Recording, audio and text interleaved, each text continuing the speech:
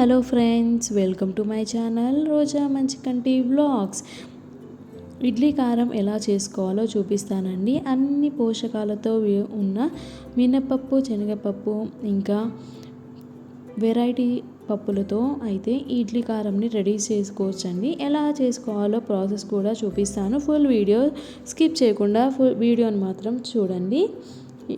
ఇప్పుడు ప్రాసెస్లోకి వెళ్ళిపోదాము. ఐటమ్స్ చూపిస్తానండి. ఫస్ట్ అయితే 1 ఫుల్ కప్ మినపప్పు అయితే దానికి సగం కప్పుగా శనగపప్పు తీసుకున్నాను. 1 టేబుల్ స్పూన్ జీలకర్ర, ధనియాలు, ఒక చిన్న సైజ్ వెల్లుల్లి, మిరియాలు, మెంతులు, కాశ్మీరీ చిల్లీ, కారం తక్కువ ఉంటుంది కదా అది నార్మల్గా డైలీ వాడే రెడ్ చిల్లీస్ అయితే నేను తీసుకున్నానండి.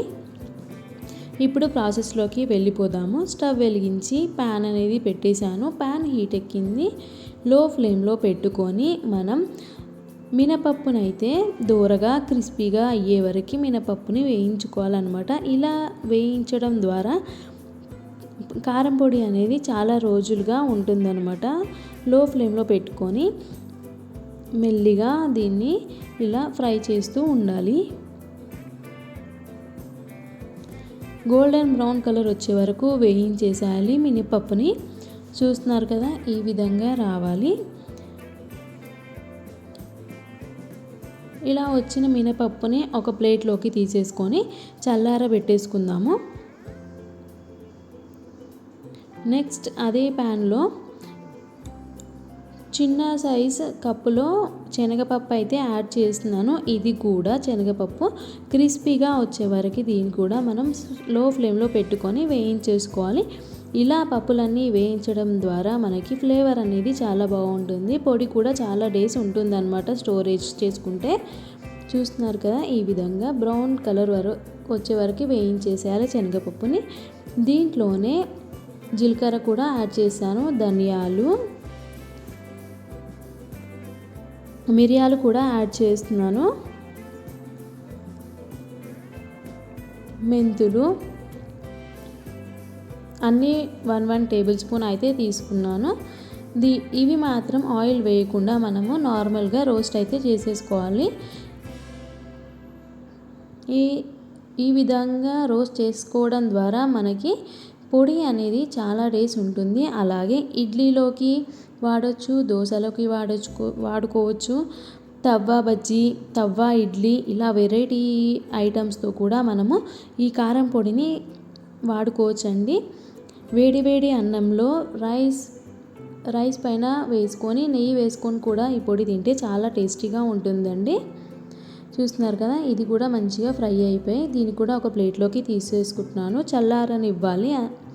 అంతలోపు మనం స్టవ్ వెలిగించాం కదా, ప్యాన్ అనేది పెట్టేశాను. దీంట్లో 1 టేబుల్ స్పూన్ ఆయిల్ అయితే యాడ్ చేస్తున్నాను. ఇప్పుడు మనం కాశ్మీరీ రెడ్ చిల్లీ, నార్మల్గా మనం డైలీ వాడుకునే రెడ్ చిల్లీస్ ఉంటాయి కదా, ఈ 2 వేసేసుకొని క్రిస్పీగా వచ్చే వరకు ఈ రెండింటిని మనం వేయించేసుకోవాలి. లో ఫ్లేమ్లోనే పెట్టుకోవాలండి. స్టవ్ అనేది హై ఫ్లేమ్లో పెట్టుకుంటే ఇవి మాడిపోతాయి, అంతగా టేస్ట్ రావు. కాబట్టి లో ఫ్లేమ్లో పెట్టుకొని వీటిని మనం వేయించేసుకోవాలన్నమాట.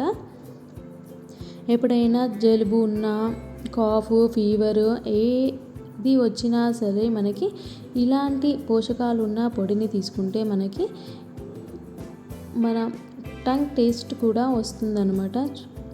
చూస్తున్నారు కదా, ఇవి కూడా మంచిగా ఫ్రై అవుతున్నాయి.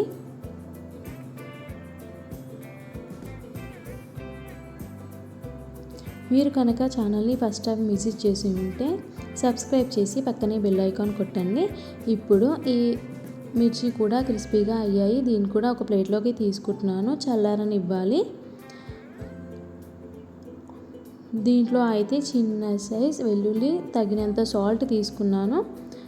చిన్న సైజ్ వెల్లుల్లి కూడా యాడ్ చేస్తున్నాను. కొన్ని వెల్లుల్లి అయితే సపరేట్గా ఉంచుతానండి, ఎందుకు అంటే చెప్తాను. ఇవి చల్లారినాయి. ఇప్పుడైతే మిక్సీ జార్లోకి తీసేసుకున్నాను. తగినంత సాల్ట్ అయితే మనము యాడ్ చేసేసుకోవాలండి.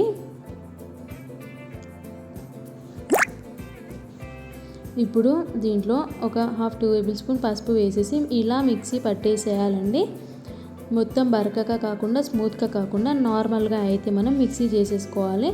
హాఫ్ తీసుకున్న తర్వాత కొంచెం కారం పొడిలో మనం వెల్లుల్లి ఆపాను కదా, ఆ వెల్లుల్లి ఇక్కడ మనం యాడ్ చేసేసి మళ్ళీ ఒక 2 టైమ్స్ ఇట్లా మిక్స్ చేసేస్తే ఈ విధంగా మన కారం పొడి అనేది రెడీ అయిపోతుందండి. చాలా టేస్టీ ఉంటుంది, యమ్మీగా కూడా ఉంటుంది, స్పైసీగా కూడా ఉంటుంది. ఈ విధంగా అన్ని పోషకాలు ఉన్న కారం పొడి ఇంట్లోనే రెడీ చేసుకోవచ్చు. నేనైతే ఇడ్లీ కారం అయితే ఇంట్లోనే రెడీ చేసేసుకున్నానండి. చూస్తున్నారు కదా. మీరు కూడా నా వీడియో ఫుల్ వాచ్ చేసినందుకు చాలా థ్యాంక్స్ అండి. చూడండి, దీనిపైన కారం పొడి వేసేసుకొని నెయ్యి వేసేసుకొని పక్కనే పల్లీ చట్నీ పెట్టుకొని తింటే చాలా టేస్టీగా కూడా ఉంటుంది. దోశపైకి తవా బజ్జీ, తవా ఇడ్లీ ఇంకా వెరైటీస్ అన్నీ ఈ పొడితో మనం రెడీ చేసుకోవచ్చండి. లైక్ చేయండి, షేర్ చేయండి, సబ్స్క్రైబ్ చేసుకోండి. పక్కనే ఉన్న బెల్ ఐకాన్ కూడా ప్రెస్ చేయండి. నోటిఫికేషన్స్ అన్నీ వస్తూ ఉంటాయి.